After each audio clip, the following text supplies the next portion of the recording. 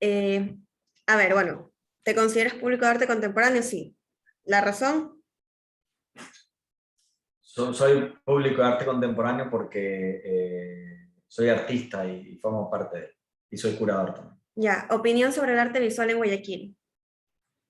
El arte visual en Guayaquil es una experiencia que se ha generado gracias a la iniciativa de muchos artistas y algunos promotores, y es por ellos, por nosotros, porque me incluyo, que hay una escena real de arte en la ciudad. Sin embargo, el sector público y el sector privado no ha asumido la total responsabilidad o compromisos que deberían de asumir para ayudar a que esto pueda crecer. Ya, ¿el arte contemporáneo qué significa para ti? El arte contemporáneo se define primero a partir de una noción incierta o indeterminada, ya que nace o piensa a partir de la relación más allá del mundo específico del arte, sin olvidar ese lugar, obviamente. Es el lugar desde donde la experiencia visual se contamina con otras experiencias que no solo tienen que ver con las cercanías con otras artes como la literatura, el cine, el teatro, entre otras, sino incluso con las ciencias sociales, con las ciencias duras, y el arte contemporáneo se define justamente a partir de esa indeterminación que piensa su relación con un espacio más amplio como el de la cultura visual desde lo inter y transdisciplinar. Ya, preferencias en cuanto al arte contemporáneo, afinidades.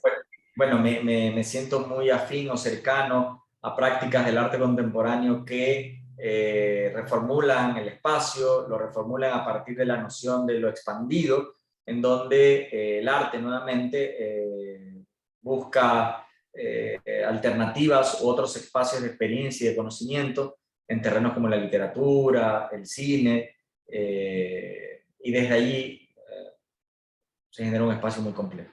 Ya, ¿qué te motiva a ver como público de arte contemporáneo? Bueno, me motiva a ver proyectos curatoriales en donde el espacio se piense a partir de una indagación constante, un espacio abierto, abierto metafóricamente, un espacio abierto hacia otros entornos, hacia otras ideas, hacia otros conceptos. Me interesa la experiencia artística como público, como artista y como espectador, a partir de la posibilidad de construir otros campos de investigación a partir de lo que ese propio espacio pueda proponer, sugerir o activar. Ya, ahora sí vamos a las siguientes preguntas. ¿Cuáles son los espacios físicos y virtuales que frecuentas en cuanto al arte visual contemporáneo antes y ahora en el contexto de la pandemia? Son sobre todo espacios físicos, ¿no? Antes y después de la pandemia, ¿no?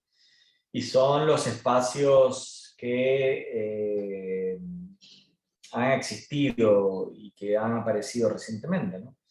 El MAC, DPM, Proyecto Nasal, No Mínimo, bueno, que ahora ya no existe, existe solo el espacio, Taller Maldonado,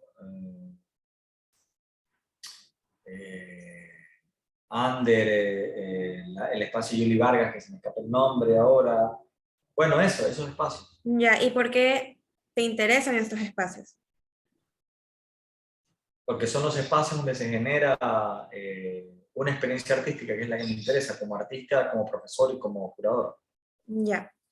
¿Cómo crees que ha afectado la pandemia la forma en la que disfrutas el arte contemporáneo? En lo único en lo que ha cambiado es en la posibilidad de sentirme más optimista o vital en el sentido de haber descubierto que luego de un suceso tan terrible, el arte todavía de algún modo puede existir como experiencia humana cercana para mí. Ya. ¿Cuáles crees que son las limitaciones que has encontrado como público de arte contemporáneo en el contexto de la pandemia? ¿Y por qué? En el contexto de la pandemia y en el contexto no pandémico, es nuevamente los pocos espacios oficiales que tienen un criterio real de selección o de construcción de proyectos artísticos, ya que primero hay muy pocos espacios públicos y privados y esos pocos espacios normalmente están restringidos a criterios excesivamente subjetivos o excesivamente mercantiles. Ya, ahora, ¿cuáles son las oportunidades que crees que han surgido como público de las artes visuales contemporáneas? ¿Por qué? A ver, otra vez. ¿Cuáles crees que son las oportunidades que han surgido para ti como público de las artes visuales contemporáneas? Porque sería el otro lado. Si es que las hay. Si cree que no las hay. A ver, repítame la pregunta, no la entiendo, ¿vale? A ver, antes estábamos hablando de las limitaciones que has encontrado aquí en el Sí. contexto de la pandemia. Ahora vamos a hablar sobre las oportunidades que crees que han surgido como público de las artes visuales contemporáneas.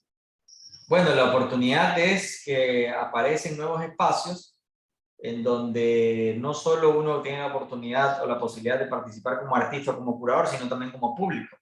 Entonces, eso es muy valioso, más allá de que si lo tratamos de reducir a un porcentaje, la mayoría de esos espacios son iniciativas personales, casi proyectos titánicos, y muy poco en donde hay recursos reales de peso públicos y sobre todo privados, ¿no? Exceptuando la aparición hace menos de un año del Proyecto Nasal, ¿no? Que es una nueva galería de ese tipo, más privada, en la ciudad. Pero de ahí el porcentaje más alto se lo llevan justamente las iniciativas más personales con, creo yo, recursos muy bajos y sin embargo han podido sacar adelante eso. Ya. Ahora, ¿cómo ves y cómo te gustaría que fuera el futuro de las artes visuales contemporáneas en Guayaquil? A ver, en dos escenarios me gustaría. Uno, y bueno, y uno va, nos lleva al otro. Primero que se mantenga la posibilidad de que puedan crecer más esos espacios alternativos, no oficiales dentro del circuito del arte, paralelamente que se puedan construir o generar más galerías privadas, que los museos, que el sector público relacionado a la cultura junto al privado asuma sus verdaderas responsabilidades y al mismo tiempo que se pueda generar un verdadero trabajo del coleccionista, ¿no? Que el coleccionista no solo compra una obra porque queda bien en su sala, sino que cumple el rol de proteger y de construir un patrimonio cultural del país. Ya, ahora, ya terminamos con las preguntas sobre público. ¿Hay algo que quiera mencionar, agregar sobre alguna opinión o algo que crea que hace falta? No, pero está bien. Ya, listo. Entonces, ahora vamos con la formación académica de las artes visuales en el contexto de la pandemia. Primero, ¿qué materias imparte? ¿Qué materias yo doy como profesor? Sí. Bueno, en este momento estoy dando solo dos materias. Estoy dando clínica de proyectos, que es una materia de producción artística, es una materia en donde guiamos a los estudiantes para que construyan una obra artística y teórica. Y luego eso les permitirá, por ejemplo, empezar a desarrollar su proyecto de tesis. Y la otra materia es realización audiovisual, que es una materia del itinerario de creación e investigación audiovisual, y que es una materia teórico-práctica que tiene como objetivo la construcción de una obra videográfica que dialogue con otras disciplinas a partir del pretexto o del elemento activador del lenguaje instalativo. Ya. ¿Cómo se desarrolla tu metodología para dar las clases? Bueno, es una metodología en donde el intercambio es constante, donde el que activa el diálogo es primero el estudiante con su propuesta, con su obra, con su investigación, y desde allí entablamos un diálogo en donde obviamente yo en un primer momento tengo una ventaja como docente para entablar un cuestionamiento, recomendaciones o por qué no exaltaciones, y luego desde allí el estudiante puede ir creciendo. Paralelamente, como docente, mi metodología consiste en generarles o entregarles distintos referentes del campo artístico y teórico, para desde allí exigir que aquello pueda irse de algún modo incorporando o ayudando a mutar esa investigación artística. Ya. ¿Cómo es la formación artística en este nuevo contexto de pandemia?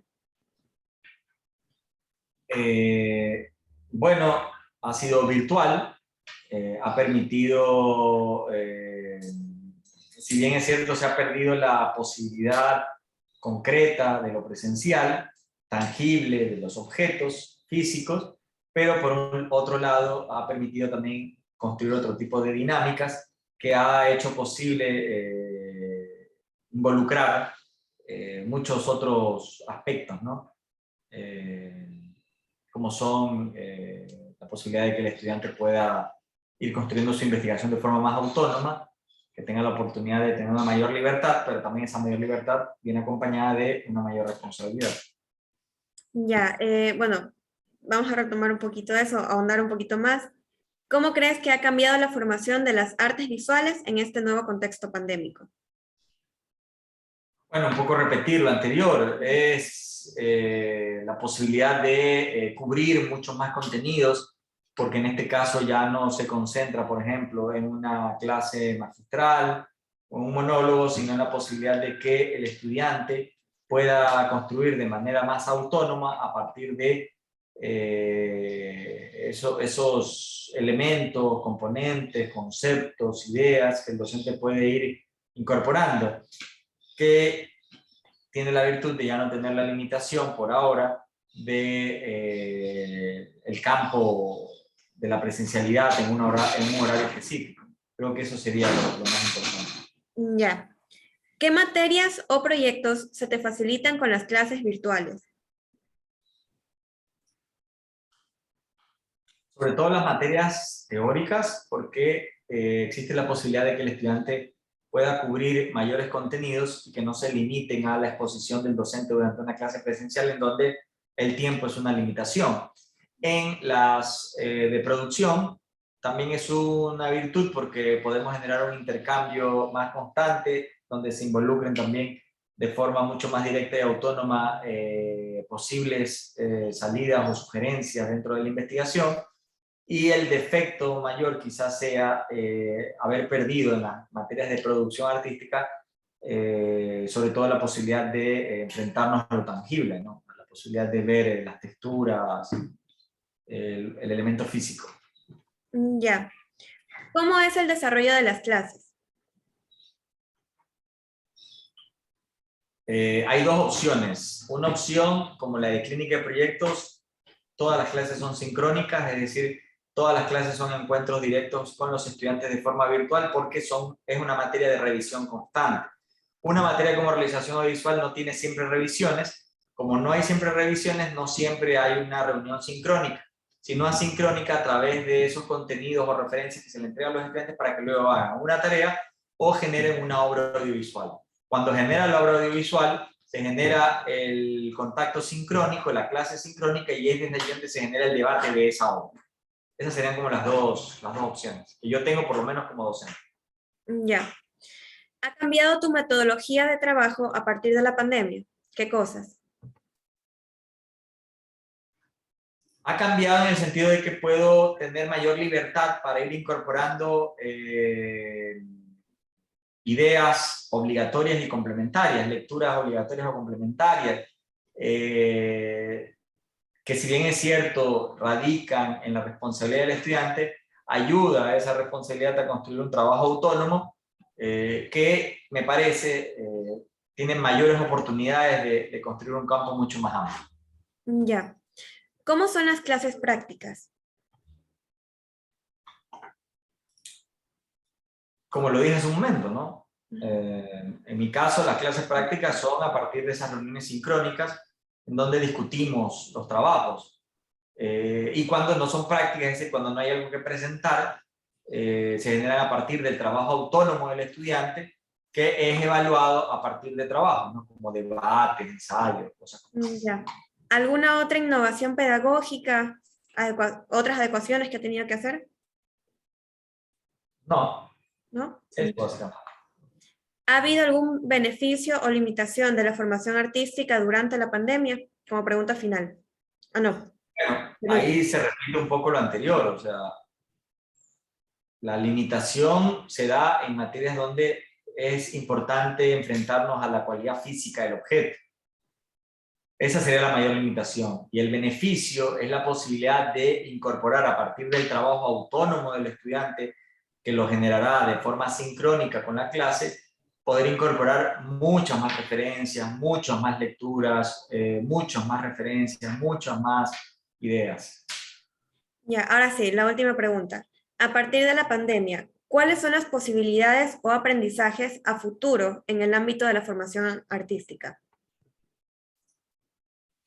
Bueno, la posibilidad de entender que la red, trabajo intangible del Internet o de las plataformas virtuales, ayudan muchísimo a generar otro tipo de estructuras o de recorridos, que me parece puede ser una alternativa para que el estudiante pueda ir construyendo desde otras experiencias y desde otras plataformas su trabajo como artista, su trabajo como investigador. Ya, ahora, bueno, esas serían todas las preguntas. No sé si tiene algún comentario adicional en cuanto al tema de formación artística, No, yo creo que ha abarcado todo. ¿no? Listo, entonces